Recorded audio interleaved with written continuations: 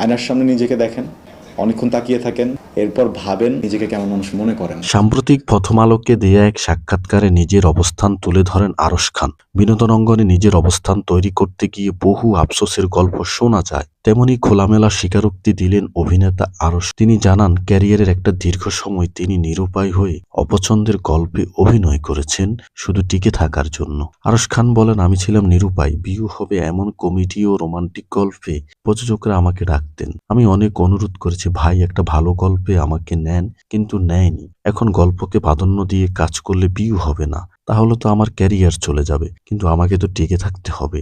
যে কারণে জেনে শুনে অপছন্দের গল্পে অভিনয় করে গেছি।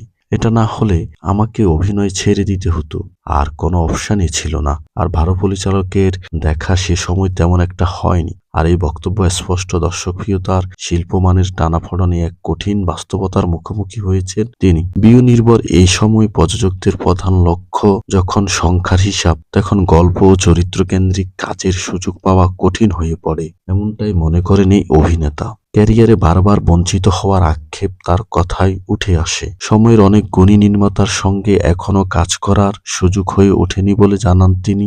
এখানে একটি সিন্ডিকেটের মধ্যে পড়েছেন বলে অভিযোগ করেন আরশ খান। তিনি বলেন, দেখুন, আমি 12 বছরের মতো থিয়েটারের সঙ্গে ছিলাম। আমার পরিবারের সঙ্গে অভিনয়ের যোগসূত্র আরো আগের। আমার পছন্দের সাহিত্যিক বিভূতিভূষণ, আমার পছন্দের পরিচালক সত্যজিৎ রায়। অভিনয়ের প্রতি আমার ভালোবাসাটা আছে। আমি গল্প ও চরিত্র বুঝি। যখন ছাড় দিয়ে কাজ করেছি তখন শুধু টিকে থাকার চেষ্টা করেছি, অপেক্ষা করেছি ভালো দিনের। থিয়েটার থেকে উঠে আসা এই অভিনেতার কথায় ফুটে ওঠে শিল্পচর্চার প্রতি গভীর অনুরাগ। বিভূতিভূষণের সাহিত্য, সত্যজিৎ রায়ের সিনেমার আদর্শ মানা একজন শিল্পীর কাছে গল্প ও চরিত্র যে কতটা গুরুত্বপূর্ণ তা তার বক্তব্যই স্পষ্ট।